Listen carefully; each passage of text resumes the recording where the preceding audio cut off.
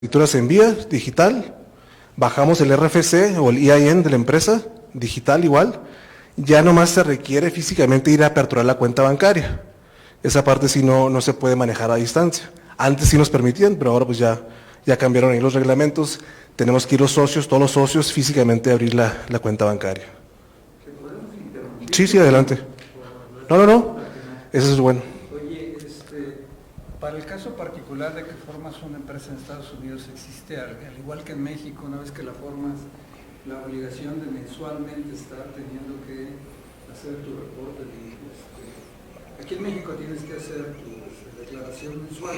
Sí. En Estados Unidos, una vez que la formas, tienen la misma obligación. Es anual. La declaración es anual.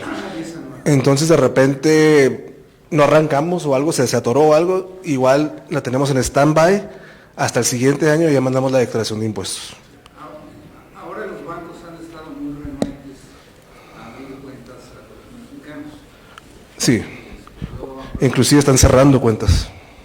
Tengo una cuenta en Estados Unidos, pero abriendo una empresa en donde sean 100% socios mexicanos, es una forma flexible de que ahora puedas a nombre de la empresa abrir la cuenta de crédito. Sí, es correcto. De hecho, podemos también transferir, si ya tenemos algún capital en una cuenta personal, la mandamos a la corporación en este caso y hace una aportación de capital, no graba y ahí empezamos a tener capital para la empresa. Sí, algunos bancos ya no nos permiten, pero ahorita estamos trabajando, por ejemplo, con Chase, no hay problema, y bancos locales. Wells Fargo antes era nuestra opción, pero ya cambiaron ahí las reglas, entonces ya no permiten empresas con socios extranjeros. ¿Sí? ¿Y qué beneficio, la última, qué beneficio si tienes un ciudadano americano y otro mexicano? Pues realmente ahí por el tema del perfil crediticio, ¿no? Si queremos abrir una línea de crédito, si queremos tramitar una fianza, se basa mucho en el perfil crediticio del socio. Como extranjero, pues no tenemos buró de crédito, obviamente. Se puede establecer a través de la empresa, porque ya conseguimos un CURP o un ITIN y ya vamos generando historial también, como socio extranjero. ¿Sí?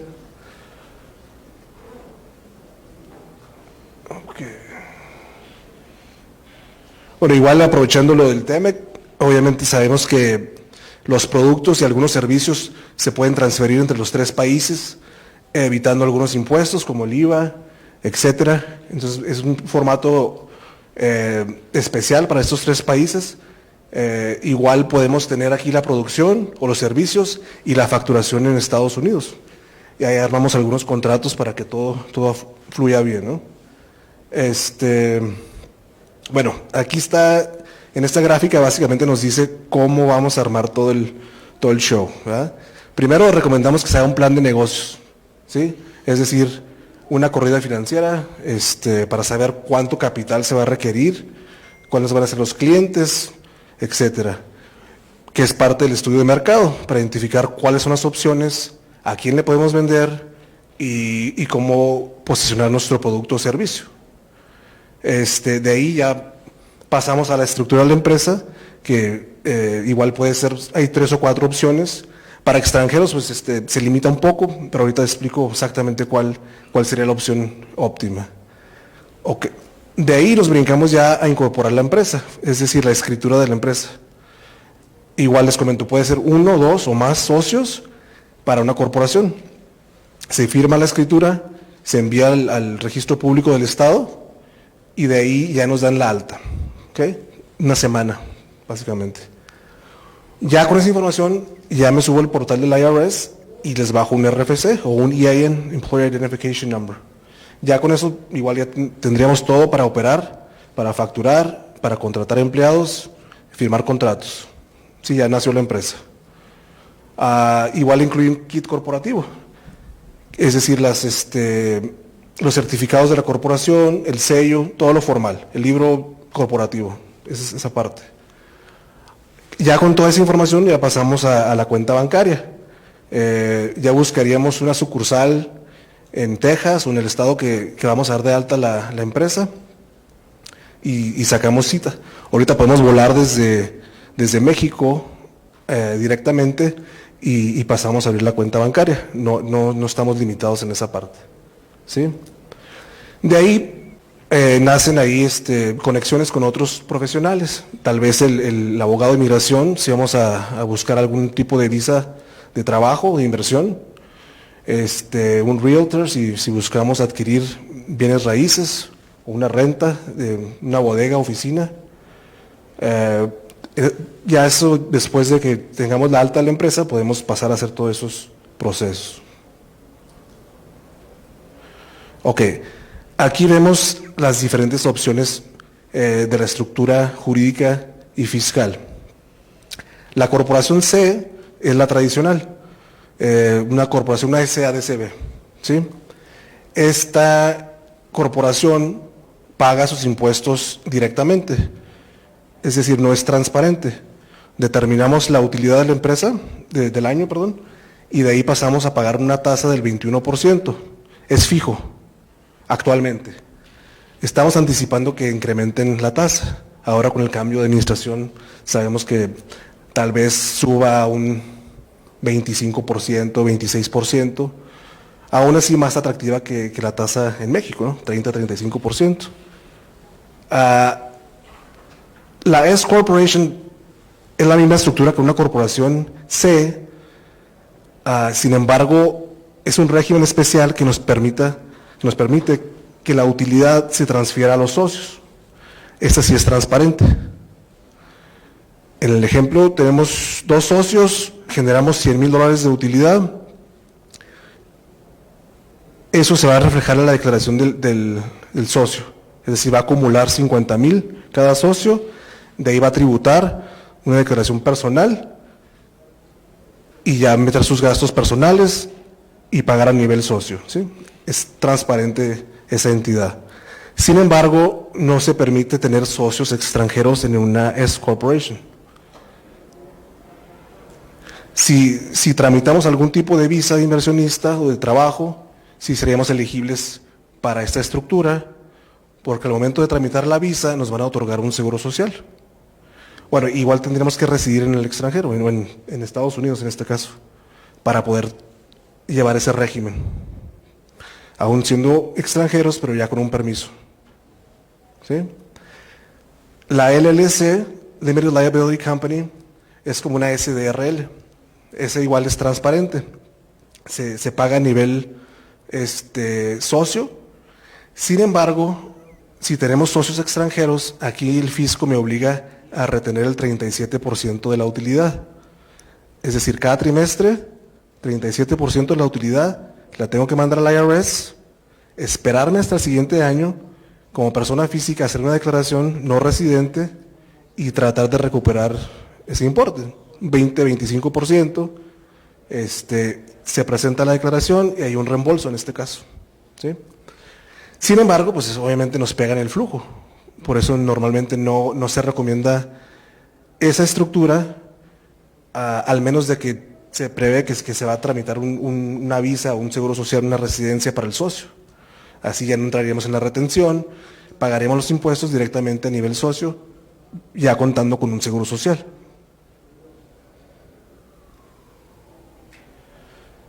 Igual aquí, la protección legal es lo mismo, una C Corp, S Corp, básicamente nomás quedan expuestos los activos del negocio, ¿verdad? Nada de patrimonio del socio queda expuesto, todo está blindado a nivel de empresarial, ¿no? Únicamente el capital de la empresa queda expuesto a una demanda en los 2 escenarios, inclusive también con la LLC, ya nos da el escudo corporativo en los 3 casos. Sí. Capital mínimo, sí, aquí tengo en otra lámina, pero normalmente son $1,000 el capital social, que quedaría expuesto, ¿eh? Bueno, igual con los activos. Ya si tenemos que aportar más capital, para empezar, lo ponemos como capital adicional, pero no es el capital social. Y en su momento, cuando la empresa empiece a generar utilidad, podemos regresar ese capital y no es gravable, porque es retorno de capital. ¿Sí? Muy importante eso. Aportación no grava, ni el retiro de la aportación. Ya el excedente, pues sí, ya empieza a grabar, o ya veríamos dividendos o sueldos, ¿sí? Ok, igual la LLC pues es como un híbrido entre una corporación y una sociedad. Todo se acumula a nivel socio. Sin embargo, les comentaba que no es el mejor formato por el tema de la retención de impuestos.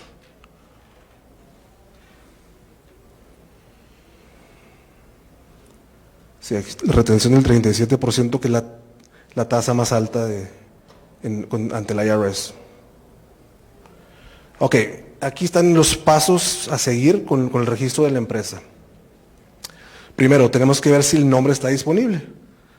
En esta parte nos atoramos de repente un poquito porque sacamos un nombre que pues, ya existe, ¿no? En otro estado tenemos que identificar un nombre único, ¿sí?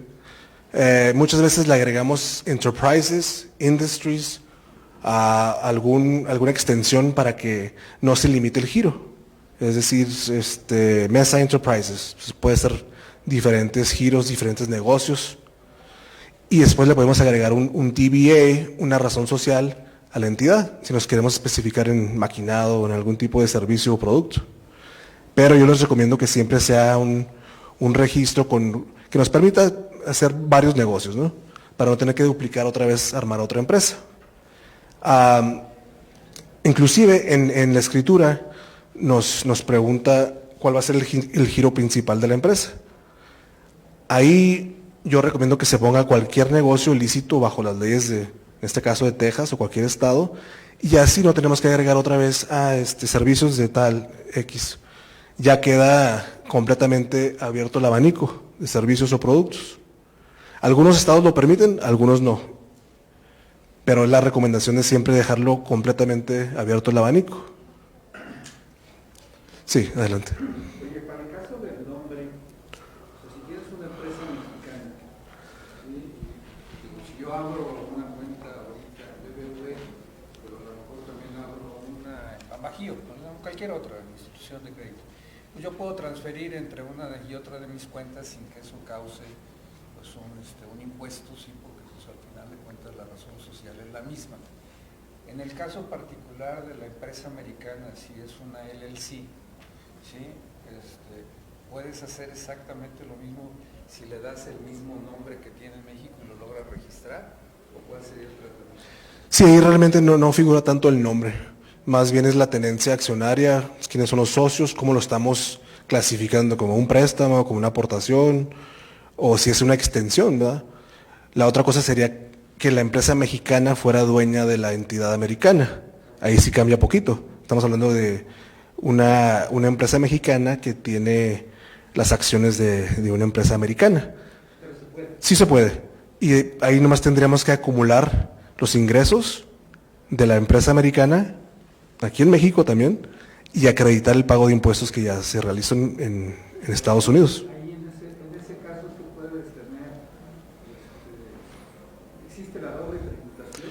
En ese caso no, porque estamos pagando únicamente sobre los ingresos de Estados Unidos, a la tasa americana. El excedente, como la tasa es mayor en México, sí hay que pagar sobre ese excedente, ese diferencial. Pero por ejemplo, yo como persona física, ahorita tengo una cuenta en México y tengo una cuenta en Estados Unidos, ¿sí? Y tengo firmada W8. Ajá. siendo el gobierno americano que tributo en México y no pago impuestos allá. En el caso particular de una empresa que tenga la misma razón social que la mexicana, ¿puede aplicar el derecho? Tendría que ser dueña la empresa mexicana de las acciones de la empresa americana. Igual el nombre no figura tanto ahí. Okay. Si es dueña, Si es dueña, sí, pero igual sí aplica ujú, la que se tributa en México. se tributa en México. Bueno, primero se determina la utilidad en Estados Unidos, se paga el impuesto. Tenemos que determinar dónde es la fuente de riqueza, ¿no?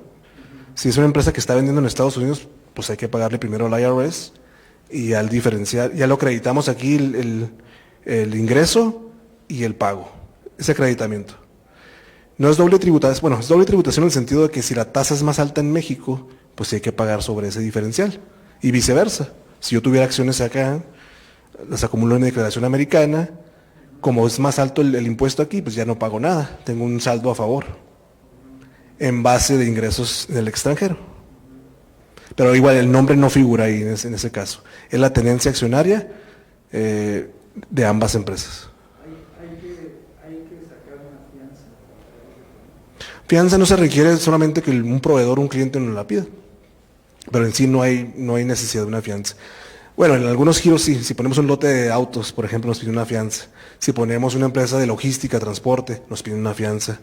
Si vamos a abrir un restaurante que se requiera un permiso de venta de licor, nos piden una fianza. Pero en general, el sector industrial, al menos de que un cliente nos pida el performance bond o la fianza, no se requiere. No, está bien, eso es lo bueno. Adelante. Sí. ¿Cómo se determina? Ok. Y ahí tiene que ver mucho si estamos bajo el régimen de una IMEX, como una maquila, pues. Ahí lo que procede es que la maquila tiene dos opciones de cómo pagar los impuestos aquí en México. Es decir, el Safe Harbor, que es en base de los activos que tiene aquí en México, o el Cost Plus, ¿verdad? O sea, el costo más un margen de utilidad 6-7%. ¿Qué sucede? Pagamos aquí los impuestos y acumulamos la utilidad en el extranjero, en este caso. Es decir, el corporativo americano es dueño de la producción, manufactura. Allá facturo, un ejemplo, $100,000 y el costo aquí es $60,000. ¿Qué pasa? Voy a pagar impuestos sobre $40,000, pero en Estados Unidos.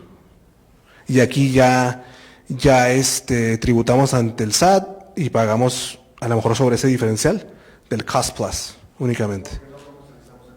¿Por qué, perdón?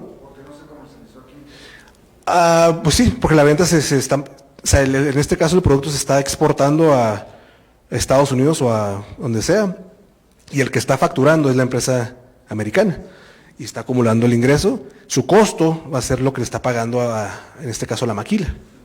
¿Sí? Y es muy interesante ese esquema porque, como vimos en el TEMEC, básicamente importo mis insumos sin pagar IVA. ¿Por qué? Porque los voy a transformar y los voy a regresar de exportación. ¿Sí? Ok. Domicilio fiscal.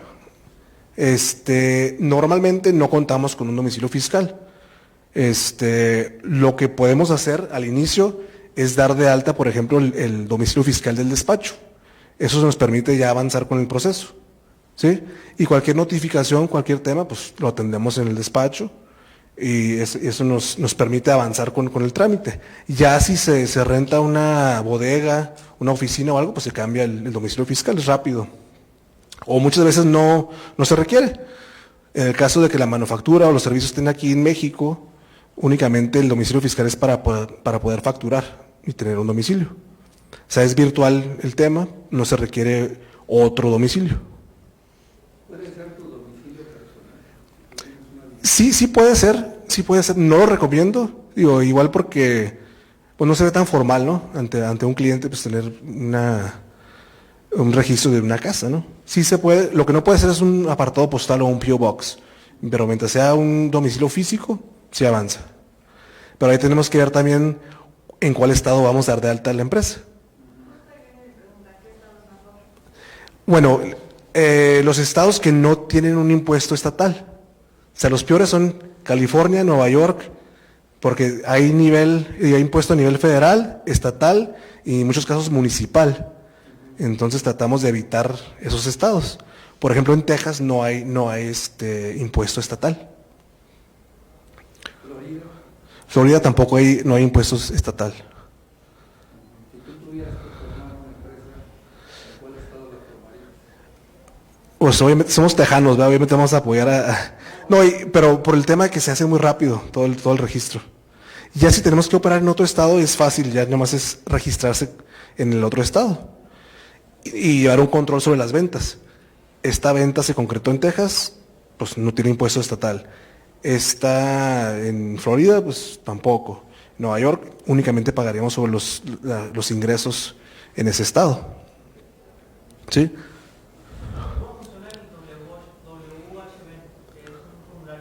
W 8B. Sí, básicamente es el formato que hemos platicado.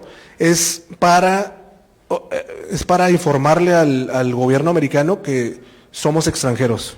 Es decir, yo voy a acumular esos ingresos en México o en cualquier país. No me retengas a nivel Estados Unidos porque no, yo todo lo tributo en mi país de origen, ¿no? Ciudadanía.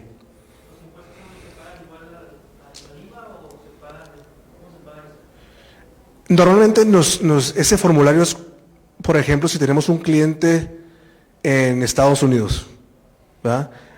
Aquí no tenemos la empresa americana, es decir, yo soy una SADCB aquí en México y mi cliente me está pidiendo ese formato, ¿verdad? Ahí estamos declarando que somos una entidad mexicana o persona física mexicana y todo el servicio, el producto se genera aquí en México. Porque si fuéramos extranjeros operando en Estados Unidos, el IRS me obliga a retener un porcentaje sobre los pagos a entidades extranjeras dando el servicio en Estados Unidos. ¿Sí? Ya con ese formato les informamos, yo soy empresa mexicana, pues yo estoy acumulando todo mi ingreso en México, tan. ¿Sí? No ha pasado, pero la teoría es que en tu declaración anual pues tú tienes que informar ganancias de capital en el extranjero. Con los tratados ahora bilaterales y con la transferencia de comunicación entre el IRS Sí. y el SAT. En el 2016 pasó la ley FATCA. Si estás sí, con el FATCA, sí, va a haber algún momento en donde Estados Unidos te vaya a exigir una copia de tu declaración para que hagas match. Sí, hay que empatar, pero muchas veces si contamos con un CURP mexicano y un seguro social americano, pues, se me hace medio complicado cómo van a ligar ahí a las personas, pero hasta ahorita no han llegado muchas auditorías. Eso sale más bien una revisión del IRS o del SAT, va a decir, acá hijo, esta cuenta nunca me la declaraste, ¿qué pasó? ¿O de dónde acumulaste tanto ingreso si no tienes declaraciones de que tienes empresa en México o viceversa? Ese es el riesgo.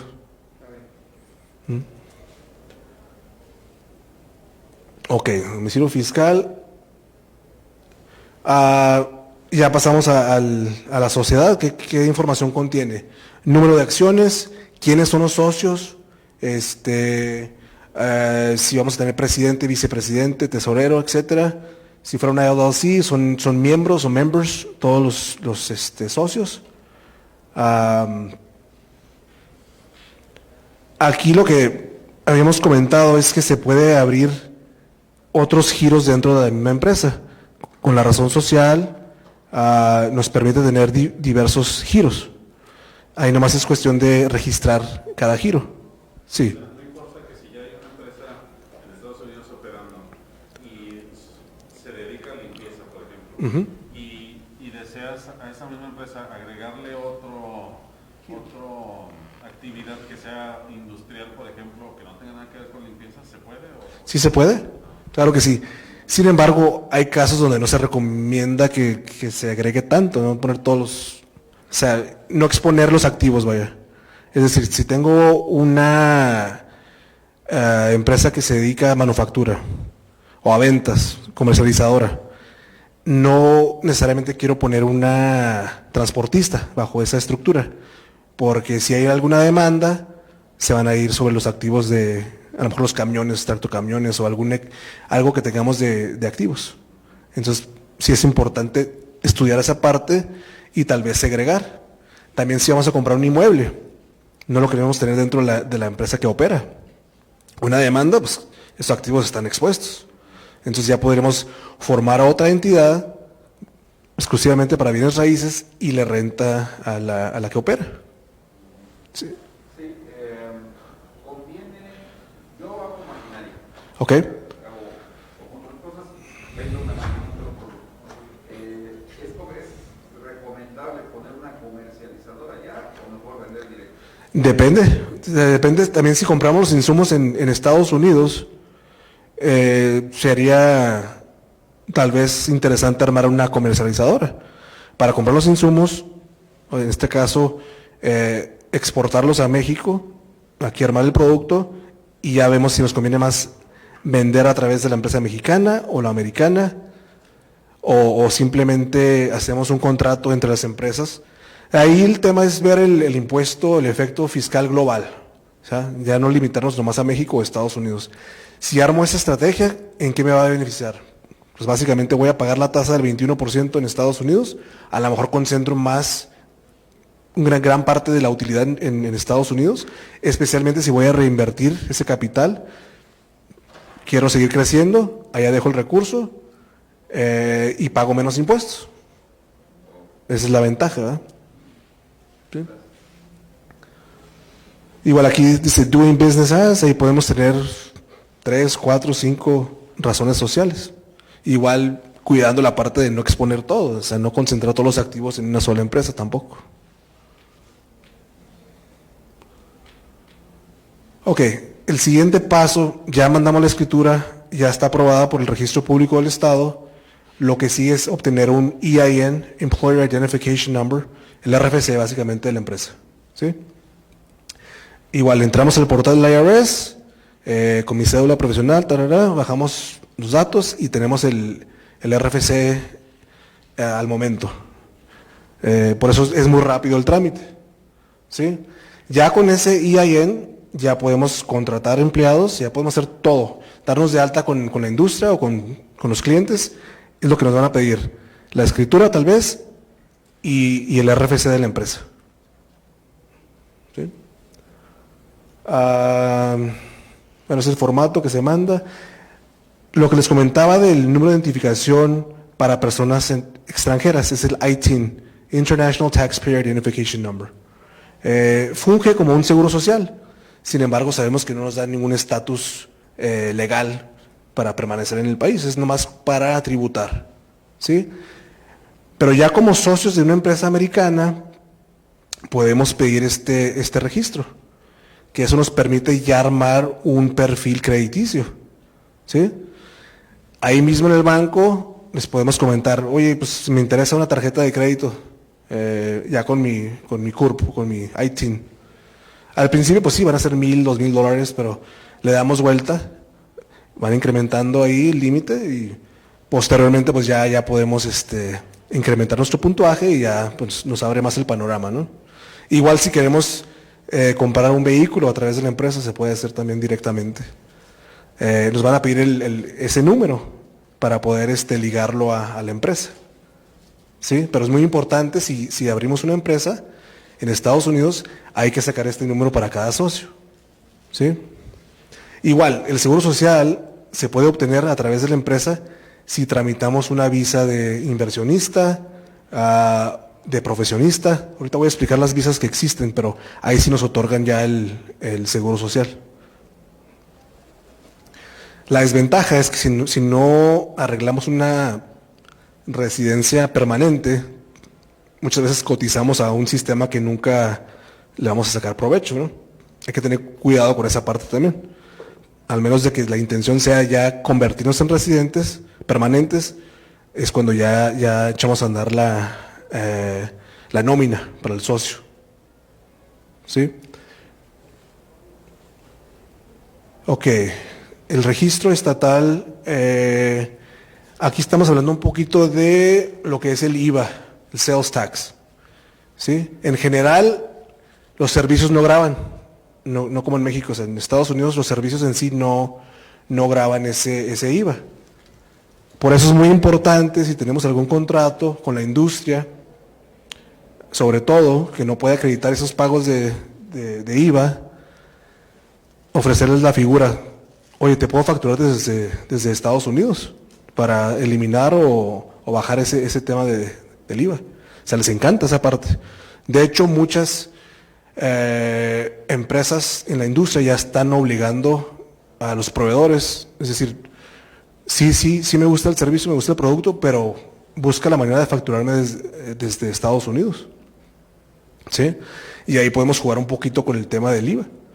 Igual, facturamos desde Estados Unidos y aquí se maquila o aquí se hace el producto y hacemos un contrato entre las empresas vamos a bajar la parte del IVA o eliminarlo en algunos casos, porque sigue siendo una venta al extranjero. Ahí no estamos introduciendo nomás una empresa americana que funge ahí como la que le va a facturar a la industria. ¿Sí? Ya los productos sí graban el sales tax. En Texas, por ejemplo, es el 8.25, que lo paga el cliente final. ¿Sí?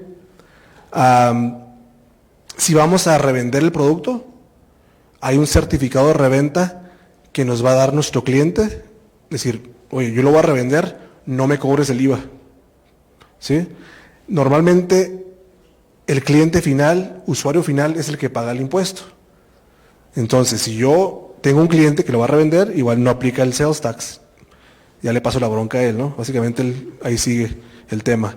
Si se va a exportar, tampoco aplica el sales tax, el IVA.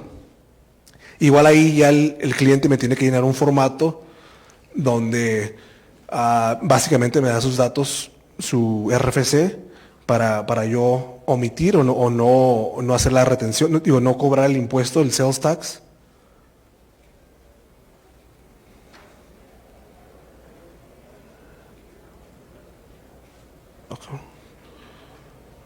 Ok, ya si damos de alta la empresa y tenemos empleados, se tiene que hacer un registro estatal también.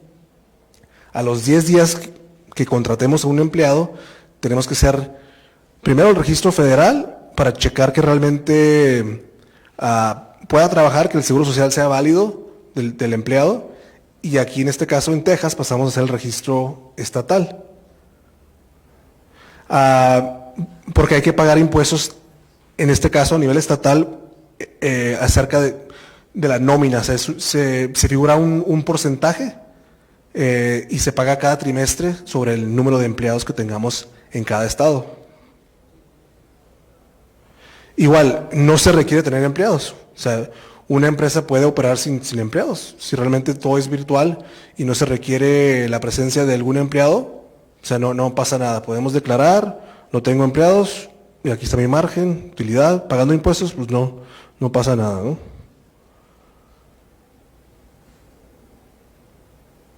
Ok, aquí estamos viendo la tasa corporativa en Estados Unidos, el income tax, que es el 21%, eso es fijo. Antes variaba, era 15, 20, 25, hasta llegar a un 37. Ahorita, actualmente está el 21%, que pensamos que va a cambiar, va a incrementar un poco, pero igual más atractivo que en México. Si tengo pagos de dividendos de la empresa americana a un socio extranjero, estoy obligado a hacer una retención del 10%. ¿Sí?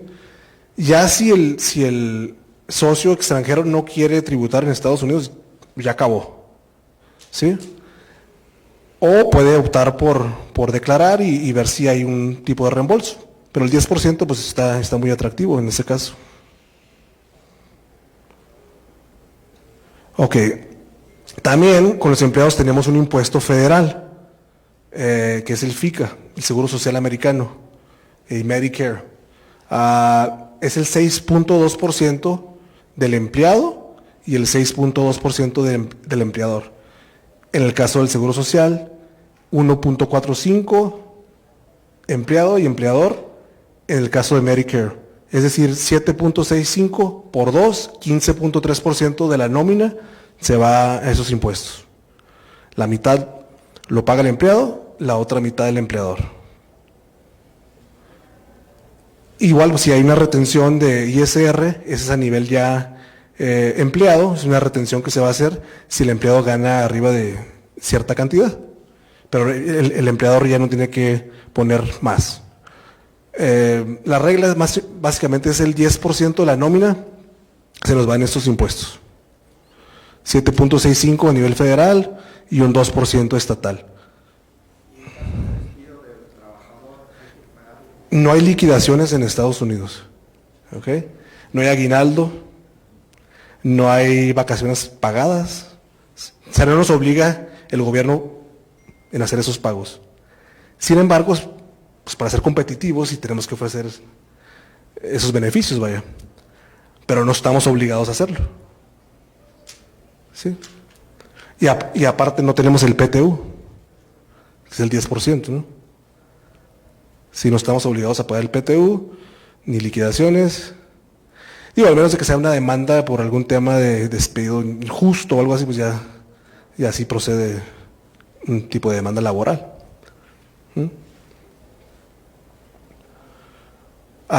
Bueno, sí, ahí está el desglose, más o menos, si llegamos al 10% con esos impuestos a nivel nómina. Si ahí dice, no existe aguinaldo, no hay liquidaciones, no PTU, pero es muy atractivo. Hay liquidaciones, pero tienes que dar una causa justificada Sí, claro. para dejar de contratar a un trabajador. No mañana contratas uno y dices, ya no lo quiero, mañana lo reemplazas. Tiene que haber una causa para poder darlo de baja, ¿sí? Igual, con ese 2.7% que estamos pagando cada trimestre sobre los primeros $9,000 de cada empleado, estamos creando como un fondo estatal. En el momento de que le otorguen algunos beneficios, se va cobrando de ese fondo, ¿sí? Si tenemos muchos reclamos, nos puede aumentar ese porcentaje del 2.7. Esa es la tasa normal. Si hay muchos reclamos, va subiendo. Pero si no tenemos ningún reclamo, va bajando también. Entonces no está tan mal. Ok.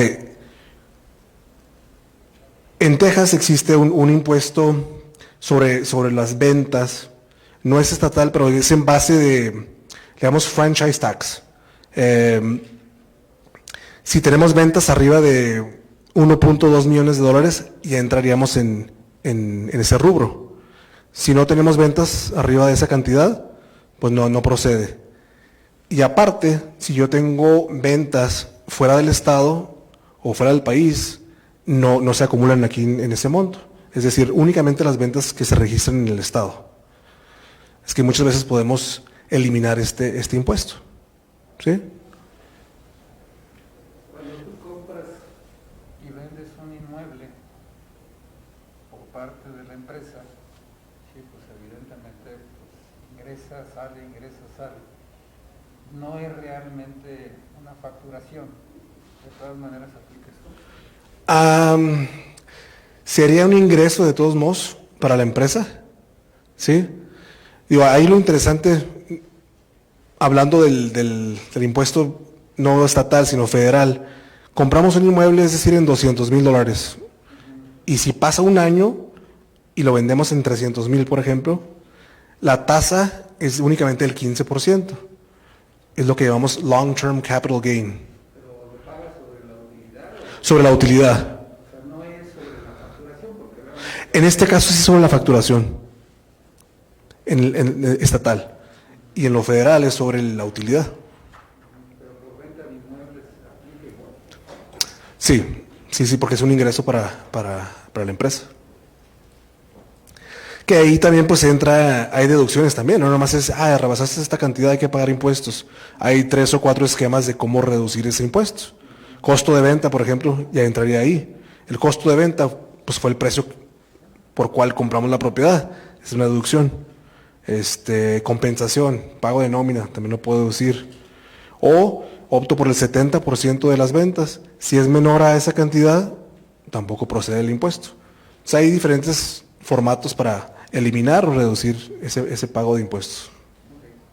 ¿Sí? Adelante. Una pregunta. Yo importo lubricantes de Alemania. Ok. Hay muchos clientes en Estados Unidos que por prescripciones de la armadora ocupan un lubricante. Vendérselos yo de aquí para allá, si me sale más barato en cuestión de impuestos, tener oficina allá o venderles desde aquí. ¿El cliente es el cliente final? Sí. O sea, el usuario ¿es una fábrica que está en Estados Unidos? Está en Estados Unidos. No le estamos cobrando IVA, me imagino, No. desde acá, Pero yo ya pagué un IVA cuando lo importé. al importarlo. Sí. Pero Bueno, y el producto es origen, europeo. ok, y llega hasta México. Llega a México y de aquí puedo venderles, porque ahorita lo que están haciendo es en sus contenedores les llega el lubricante. Pero cuando hay que reponerlo, pues tienen que esperar a buscar otro contenedor para que les llegue otra vez. Cuando yo les podría vender de México directamente algunos productos, porque luego tengo otro problema que son aerosoles y esos tengo muchos problemas para pasarlos.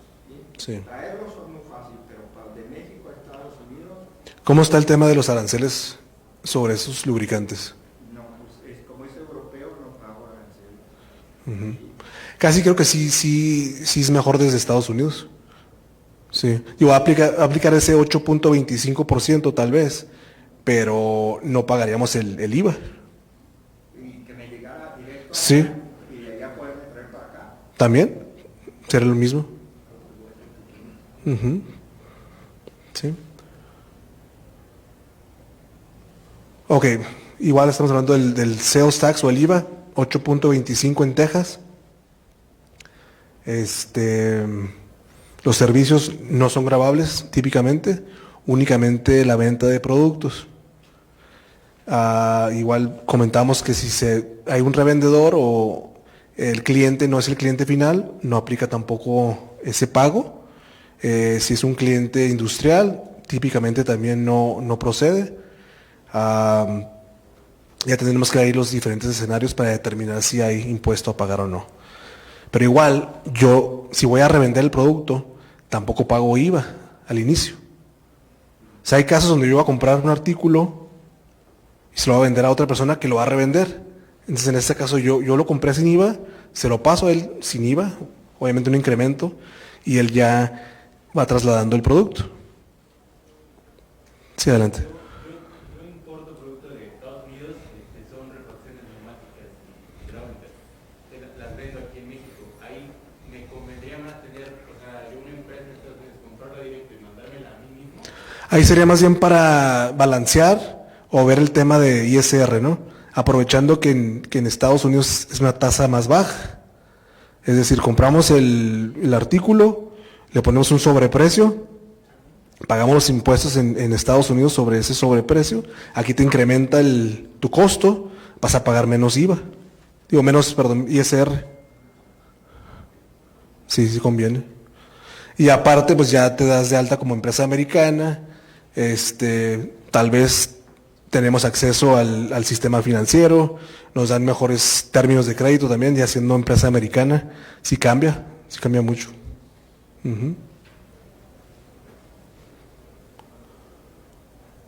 Ok, la inversión inicial.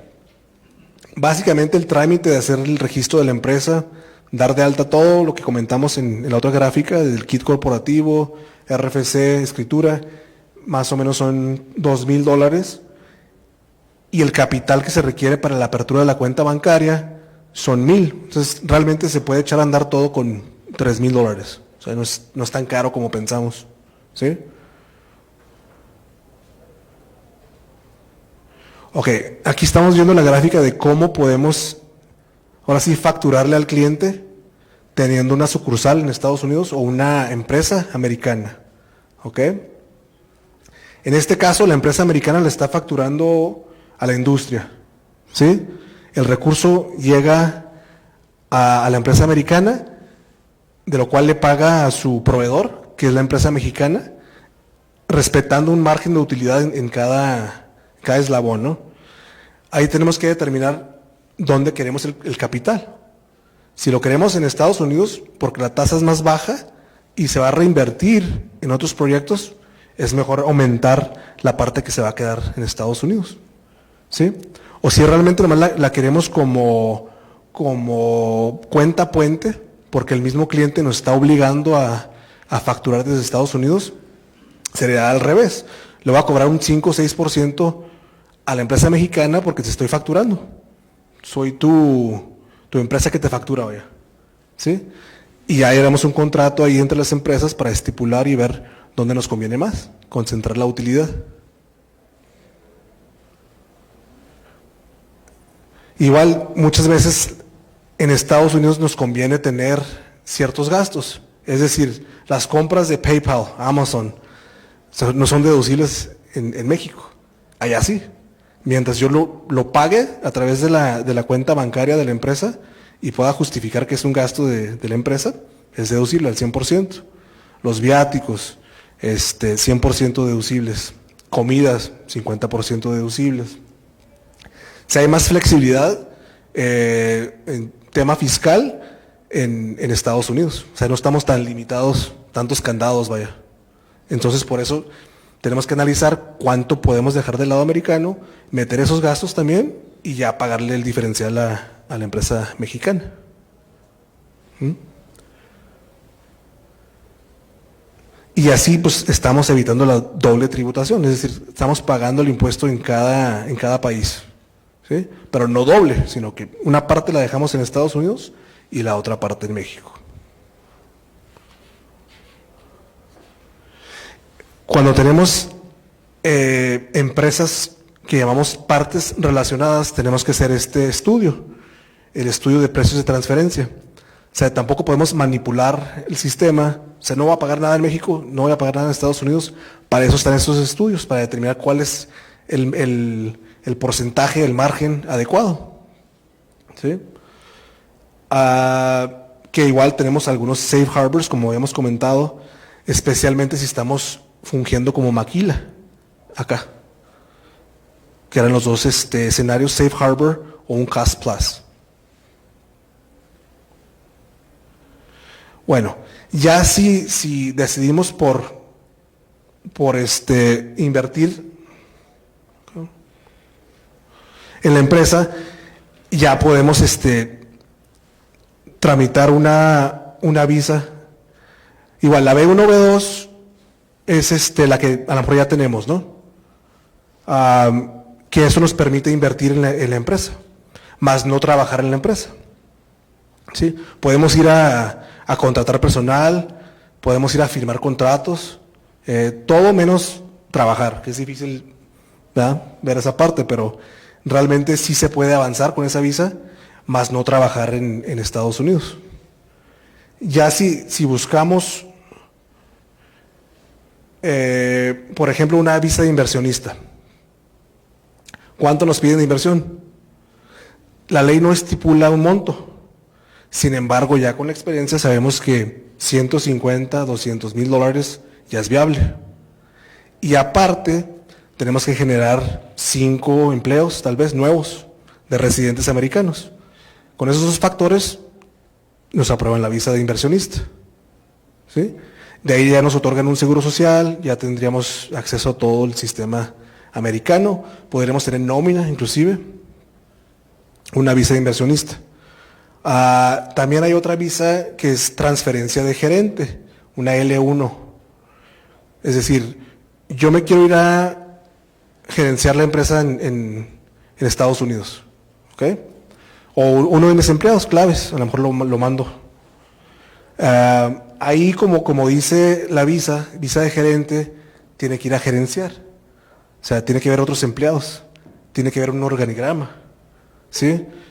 Y ahí lo óptimo es que sean el gerente general y algunos profesionistas y luego ya los empleados de primera línea, ¿no? Para poder demostrar que realmente vamos a gerenciar. Lo atractivo de la visa de transferencia de gerentes es que esa visa nos permite llegar a una residencia permanente. Es de las únicas que nos permite hacer un cambio de estatus y ya convertirnos en residentes permanentes. La inversionista no nos permite hacer ese brinco. Oye, ahí te pongo un ejemplo. Yo contrato a una persona, pero es mi prima. Se quedó sin trabajo y ya es ciudadano americano. El que sea un familiar directo. El gobierno americano, si ya eres ciudadano americano, ¿tiene alguna No. para esa contabilidad de los 5 empleados? Realmente no. Mientras esté tributando, pagando los impuestos, todo esté bien. Correcto. ¿No hay un derecho de que haya una relación familiar? No, sí cuenta ese empleado. Digo, igual que realmente que esté trabajando, ¿verdad? No nomás en papel, porque ahí nos podemos meter en otras cuestiones. El salario mínimo es $7.25 por hora. Sí, que son 390, algo así. 290. Las 40 horas por semana. Digo, puede ser menos, ya si rebasamos 40 horas, entra lo que le llaman overtime, 1.5% del factor, o sea, 7.25 por 1.5, 10 y fracción. Cuando en una jornada laboral trabajan más de 40 horas, es decir, de lunes a domingo, eso tenemos que determinar las horas. O sea que yo multiplico 200 por 7, ¿qué?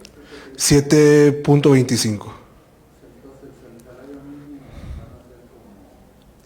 van a ser como $1.500. ¿A la semana? ¿O? 40 por 4 Ah, bueno, al mes, sí. son 200 horas. Ujú, correcto. El costo mínimo por hora son 7.25. Sí, Multiplico 200 por 7.25 sería. mensualmente, sí. Bueno, tendría que ser 40 por 4, 160 por 7.25, pero algo así. Son 2.080 horas normalmente, 52 por 40, 2.080 por el 7.25, $15,000 al año. Más o menos. Igual, pero como ahorita está el tema de la pandemia y que muchas personas recibieron subsidios en Estados Unidos, pues no quieren trabajar menos por 7.25. Hay desempleo, hay otros temas que dicen, mejor me quedo en casa y gano más que lo que me ofreces. O sea, hay empleados en Target, por ejemplo, en Walmart, Costco, que ganan $15 la hora. O sea, ahí tendremos que ver el mercado, sobre todo, para ver dónde podemos contratar personal más barato. O sea, una cosa es el mínimo y otra cosa es el mercado. También tenemos que estar conscientes de esa parte, ¿no? Ok. H1B es otra visa que existe para profesionistas también. Esa también nos lleva a una residencia permanente, un cambio de estatus. Sin embargo, es como una lotería. Es decir, tenemos que comprobar que somos el McLean, ¿no? Es el mejor candidato para esa posición. Tenemos que hacer como una feria de trabajo, anunciarlo, publicarlo. Si el gobierno determina que hay otro candidato mejor, entonces ya quedamos descartados con esa visa, H1B. Aquí está otra.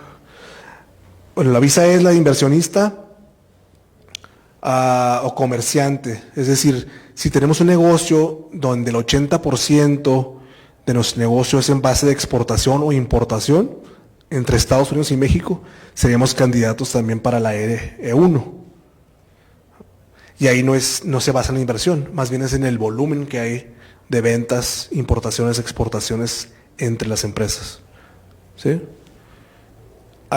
Y la visa TN, ahí sí es de profesionista, esa está atada al TEMEC, es decir, profesionistas de Canadá y México pueden aplicar por esta visa. Es la más fácil, de hecho, de obtener, que realmente nomás tenemos que contar con nuestro certificado o cédula profesional. Hay como 25 categorías y entre ellas ingeniero, abogado, contador, médico, maestro. La empresa americana contrata al profesionista y ya se le otorga su visa de trabajo, su seguro social, porque ahí sí tenemos que hacer nómina, porque viene a trabajar, ¿sí? Pero ya obtiene su seguro social en ese caso, de una visa de TN. Sí. No, claro, tiene que ser en México. Pero igual si tiene estudios en Estados Unidos, que mejor. Pero un contador, un ingeniero, un abogado, que tenga su licencia vigente, vaya. Sí procede. Y es rápido, ese trámite se lleva un mes y mucho. Y es el más barato aparte. Pero igual, no nos dan ningún tipo de residencia permanente. Se tiene que ir renovando cada año, cada 2 años o cada 3 años. O sea, es al azar. Nos tocó un año nomás, bueno, otra vez. Pero mientras siga en la empresa que lo solicitó, sigue renovando. No se acaba. La L1, la de transferencia de gerente, nomás nos permite tener 7 años. 2, 2 y 3, 2, 3, 2. Y ya nos tenemos que regresar a México un año y podemos volver a solicitar. O en ese lapso hacer el cambio de estatus, porque esa sí nos lleva a una residencia permanente. Tenemos que determinar cómo se ve la empresa, cómo van los impuestos, cómo se ve todo. En ese momento mandamos la solicitud, cambio de estatus y ya obtenemos la residencia permanente. ¿Sí? No nos tenemos que regresar después del 7º año, en ese caso. Pero igual, para esa visa, organigrama, al inicio tenemos que analizar cuántos empleados tenemos en México. Tenemos 30, 40, 50, perfecto. Ya. Y en Estados Unidos, ¿cuántos tenemos? No, pues empezamos con 2, 3, 4, ya tenemos el organigrama. Sí va realmente a gerenciar, que es la clave. Si nomás tenemos 3 empleados con el mínimo, me decimos que cualquier persona puede hacer ese trabajo, realmente no estás gerenciando. ¿Sí? Otros beneficios de tener una empresa, ya podemos crear un fondo de retiro, los seguros de vida, varios productos financieros sobre todo, el servicio médico, gastos médicos, igual platicábamos de los viáticos, por ejemplo, si yo compro un automóvil a nombre de la empresa, tengo la opción de meter la deducción inmediata, es decir, una camioneta de $70,000, me voy por la deducción inmediata, ya bajo la utilidad de ese ejercicio fiscal, aunque esté financiada a 5 años tal vez, pero ya recibí ahí la deducción en el año en que compré el vehículo. Está muy interesante. Igual con equipo, es decir, quiero comprar máquinas, quiero comprar equipo, 100% deducible en el año que se compra. ¿Sí? Aunque sea financiado. ¿Tiene que ser comprado en Estados Unidos? No necesariamente, puede ser equipo en México también, o en China o en otra parte. Yo, por ejemplo, puedo sacar un leasing de una camioneta aquí o una máquina aquí, pero ya... El vehículo es un poquito más complicado, sí debe ser en Estados Unidos, pero maquinaria que se pueda comprobar que se está utilizando aquí, sí procede.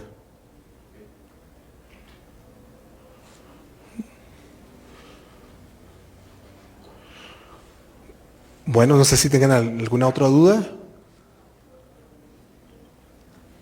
¿No? ¿Alguna pregunta, duda? Aunque sabemos que fue muy dinámico y hubo bastantes preguntas durante la exposición. ¿Alguna otra pregunta, Jorge? No, bueno, ya más específicas.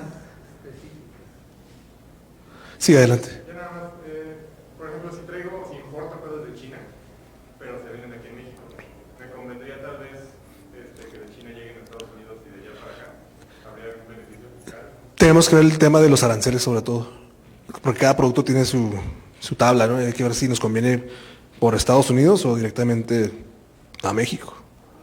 Pero igual, viendo la parte del ISR, a lo mejor si nos conviene hacer puente en Estados Unidos y ya venderle a la empresa mexicana.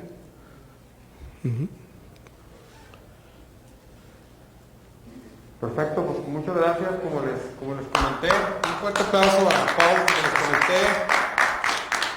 Tiene toda la experiencia del mundo, es una persona además muy confiable. Se lo recomiendo ampliamente, pues al grado de que es el que me lleva las contabilidades allá.